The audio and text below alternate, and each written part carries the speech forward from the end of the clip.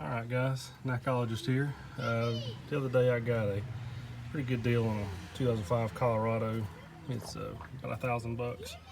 People that sold it to me, I think, thought there was a whole lot more wrong with it than there were. And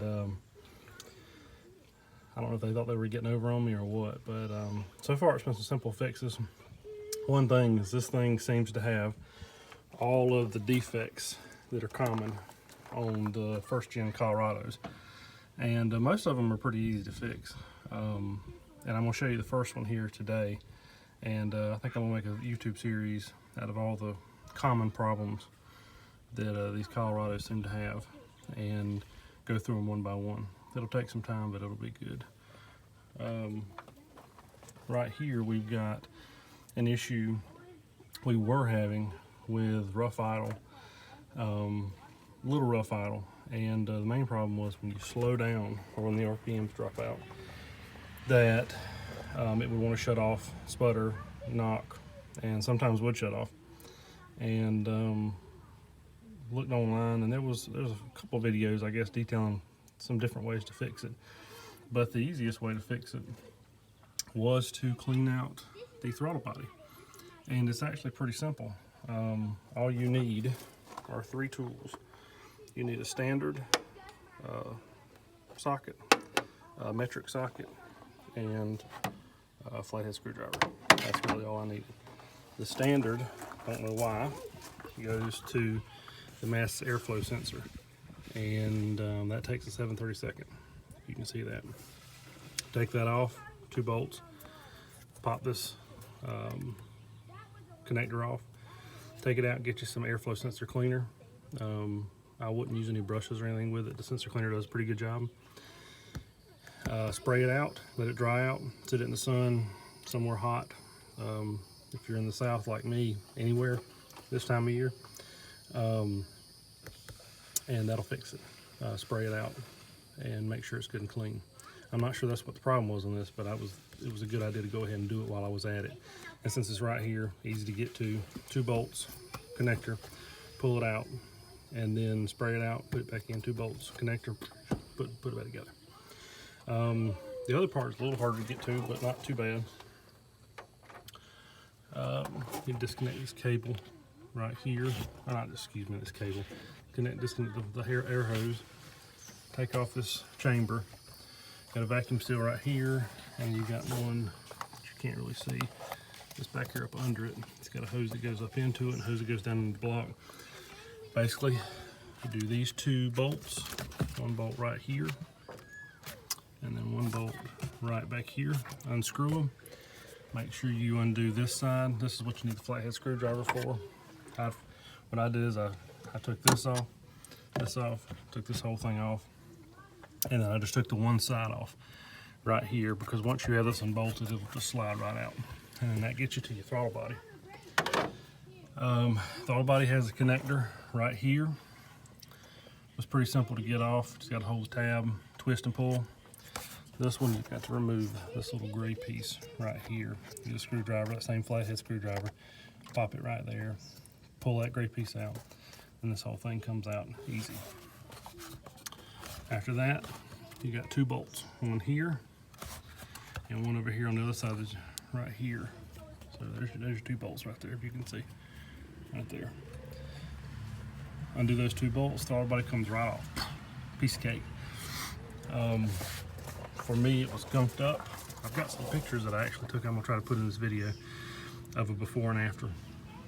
Get you some carburetor cleaner and a steel brush. I got my drill that has some wire brush, stainless steel wire brush on the end of it that you can, put on there and use as kind of a spinning cleaner.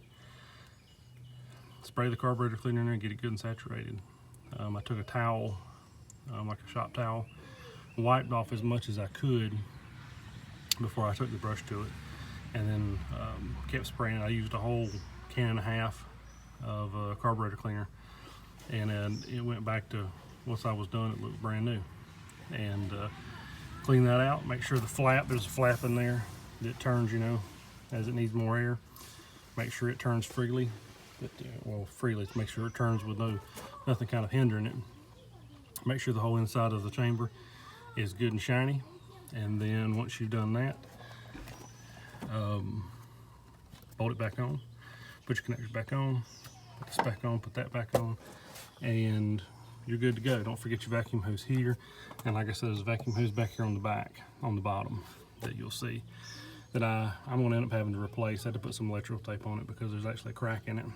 And the electrical tape did enough to get the engine to stop reading a fault and throw in that error code, but I'm gonna need to do something that's not gonna hold it forever. But once I got that hose replaced, put it all back on. Once I got the hose patched, put it all back on, and it went to working like a champ. It stopped immediately. It stopped. Turning it off when I stopped. It stopped sputtering. It stopped doing all that stuff. I went in and cleared the codes just to be sure. Of course, the other issues with it still come right back, but the codes, it was the evaporator system codes, or vacuums, excuse me, the vacuum codes it was pulling, because it couldn't get a good vacuum on this side. It quit. Those codes quit. And sorry, I'm looking at the kids. Yeah. It quit throwing those codes basically, and then went working great. This thing's got a whole bunch of other problems with it. AC is locked up, so they put a serpentine belt on it that doesn't include the AC. It's got the ground issues. There's a ground block right here, and there's a ground block on right here that I'm gonna have to test out. It's got the blower on the inside isn't working. And then there's a couple fixes for that. Depending on what's wrong with it, I'm gonna do a video on that. And do videos on several of the other things. This one I didn't think to do until after I'd already done it, and I don't want to take it back apart. It's too hot, but that kind of gives you an idea of what we did. The other thing I've got coming is I just replaced the wheel bearing, the whole hub assembly on this side, on the passenger side. And I don't know if you can see it, you probably can't. I replaced the whole hub assembly, and I need to do the other side. So what I'm gonna do is, the other one's on the way, and I'm gonna replace it, and I'm gonna record that because it was way harder than it should have been to get that sucker off. I could have taken, I'm pretty sure, I could have taken all the bolts out of it, and it would have driven down the road. That sucker was in there so good. So I'm gonna catalog the other side, and I've got some new ignition coils and spark plugs on the way that I'm gonna replace. I'm gonna do a video on that, and as part of that, you'll see me take this stuff off again. So, anywho, that's what I did. If you've got a 2004, I think 2012 Colorado, like I said, this is an 05 4-cylinder. The 5 cylinders, from best I understand, are very similar, and basically it's from everything I've read, it's the same engine just with another cylinder. So a lot of the stuff is in the same spot. But if you've got an 04 to 12 Colorado, specifically this is the 2.8 4-cylinder, it's a very common problem that the throttle body builds up a bunch of gunk, more so than other trucks that I've had. But it was a relatively easy fix. I watched some videos online that said, you know, buy a new throttle body, port it, and all that stuff. You know, a $2-3 can of carburetor cleaner, and a little bit of elbow grease, and a little bit of time, and it went back to run like a champ. So that's it for this video. Like I said, I'm gonna try to catalog all the major and even maybe minor fixes that I have to do this thing, because it's nothing.